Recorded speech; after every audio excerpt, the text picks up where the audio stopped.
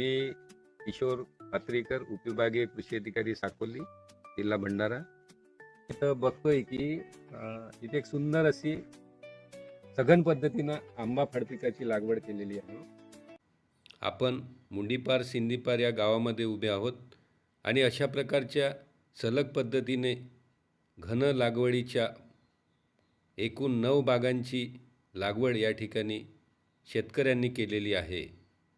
आता या शेतकऱ्यांनी फळबागेसोबत भाजीपाला उत्पादन तर घेतलंच, परंतु आता या ठिकाणी बघतोय, माझ्या मागे इकडे बघितलं तुम्ही तर एक शेड या ठिकाणी बांधकाम केलेलं शेड या ठिकाणी उभं झालेलं आहे शेतकऱ्याच्या शेतामध्ये. पहिल्यांदा या ठिकाणी झोपडी होती, आता ते एक चांगल्या पक्क्या शेडच्या स्वरूपात आहे. निश्चितपणे या ठिकाणी आपण बघतोय की मागे रेअरिंग होते, तर गावरान कोंबडीचे पिल्लू, जे गावरान कोंबड्या रेअरिंग करून विक्री करण्याचं काम या ठिकाणी होते आणि याला बाजारामध्ये खूप चांगली मागणी आहे.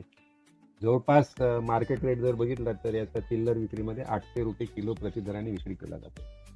आपल्यासोबत हे गावरान कोंबडीचे पालन करणारे शेतकरी आहेत. आपला परिचय सांगा. नरेश लुक्षुबावणे. नरेश लुक्षुबावणे. तर नरेशजी, आपण या ठिकाणी सुरुवातीला कशा पद्धतीनं या गावरान कोंबडीच्या पालनाकडे वळलात आणि सुरुवातीला कशा पद्धतीनं तुम्ही पालन करत होता? एक 400 फुटाचा कच्चा बांधकाम केला आणि आपल्या टीनं पाल लावून त्यांनी एक शेड बनवला. त्याचे 400-500 पिल्लू आधी आम्ही पोसून पाहिला. त्याच्यामध्ये आम्हाला 2 पैसे मिळकत मिळाली, म्हणून आम्ही आता हा पक्की शेड बनवून शनी येते पिल्लू आम्ही टाकत आहे आता.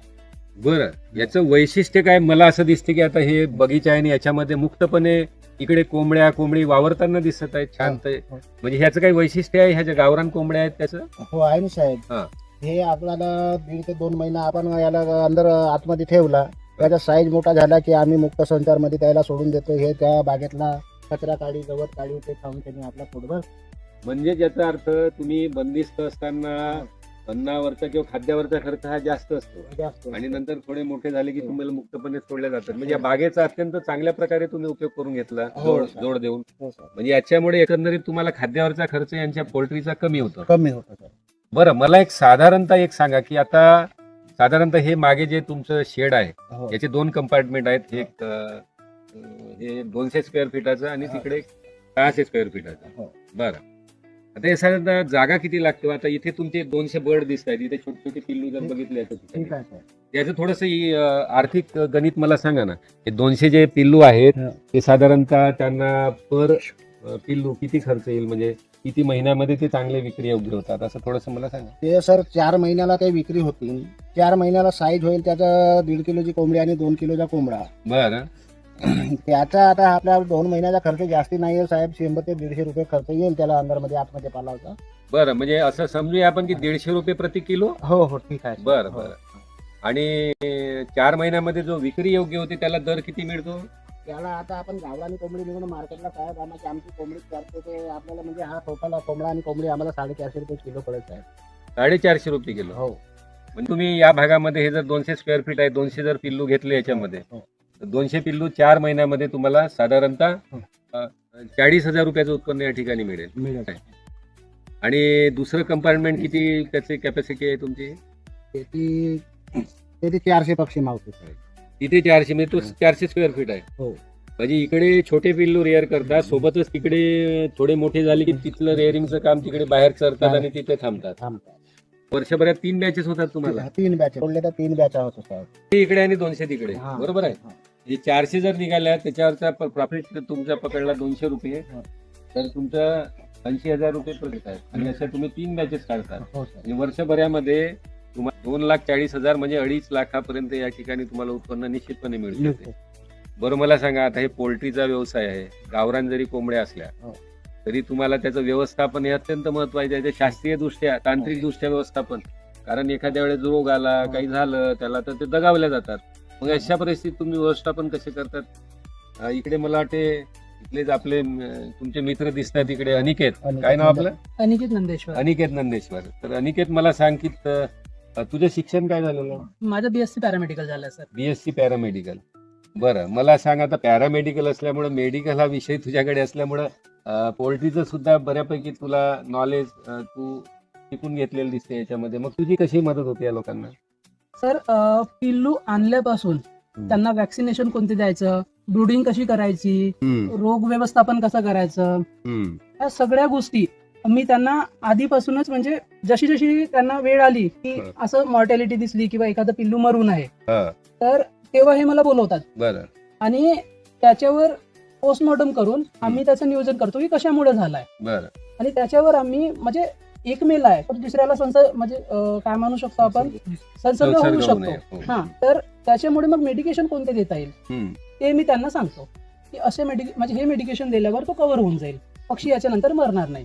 तू इथं असल्यामुळे तुम्ही गावातच सगळे पर्याय शोधलेले आहेत, तुम्हाला बाहेर जाण्याची गरज पडत नाही.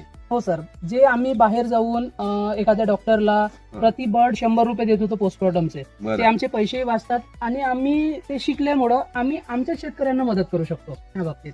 बरं, मला असं वाटतं की खूप चांगला फायदेशीर व्यवसाय आहे. तुम्ही 2.5 लाखापर्यंत या ठिकाणी उत्पन्न काढू शकता जर मोठा शेत बांधला तर. काही शेतकरी या ठिकाणी तयार झाले का बाकी? आमच्याकडे सर आता 4 ते 5 लोक तयार झालेले आहेत. ते करतायत व्यवस्था, म्हणजे व्यवसाय त्यांचा. आता त्यांनी बाकीचे कामं सोडून फक्त पोल्ट्री करत आहेत ते. बरं. म्हणजे त्यांचे छोटे शेतकरी आहेत की मोठे शेतकरी? छोटे शेतकरी आहेत. बरं, छोटाच शेतकरी याच्यामध्ये जास्त वेळ देऊ शकतो. अच्छा. कारण याच्यामध्ये सर सगळ्यात मोठं व्यवस्थापन. जर तुमचं व्यवस्थापन चुकला तर पूर्ण बॅच मरण्याची शक्यता जास्त असते. बरं. अच्छा.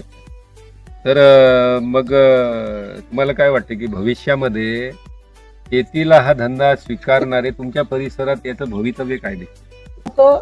जसे जॉबही करत आहेत ते पण हा बिझनेस करत आहेत, म्हणजे शेतीही करत आहेत, बिझनेसही करत आहेत. मागणी खूप जास्त आहे. मला वाटते ऍज ए कृषी विभाग म्हणून, मी स्वतः उपविभागीय कृषी अधिकारी असेल, या ठिकाणी मी यापूर्वी सुद्धा काम केलं तालुका कृषी अधिकारी म्हणून. आणि ही जी फळबागेची चालना जी आहे ती मी इथं कार्यरत असतानाच आम्ही हे सगळं वृक्ष लावलेलं होतं आणि त्यातूनच हे एवढं मोठं क्लस्टर या ठिकाणी तयार झालेलं आहे. तर या ठिकाणी आपल्यासोबत आता विद्यमान तालुका कृषी अधिकारी आहेत श्री नितीन राठोड.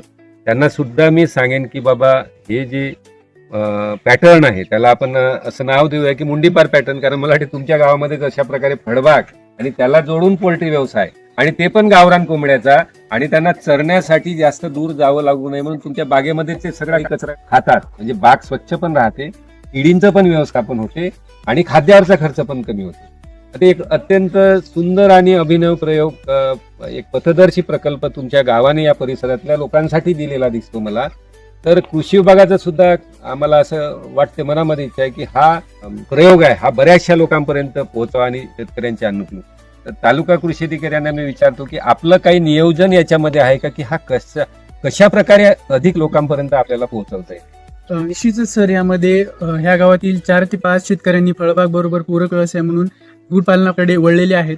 तर आपण जास्तीत जास्त शेतकऱ्यांना असे ज्या ठिकाणी प्रयोग झालेले आहेत त्यांच्या प्रक्षेत्र भेटी देऊन जास्तीत जास्त शेतकरी ह्या फळबाग आणि गुरपालनाकडे पूरक व्यवसाय म्हणून बघतील, असे शेतकरी तयार करण्याचा आम्ही प्रयत्न निश्चितच ह्याच्यामध्ये करू.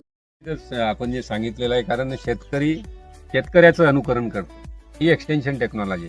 त्याच्यामुळे ज्या ज्या शेतकऱ्यांच्या या प्रक्षेत्रावर भेटी होतील ते शेतकरी यांचे अनुभव ऐकतील, प्रत्यक्ष बघतील आणि निश्चितपणे या परिसरामध्ये एक वेगळ्या प्रयोगाला एक मुंडीपार पॅटर्न म्हणून चालना मिळेल अशी आम्ही या ठिकाणी अपेक्षा व्यक्त करतो.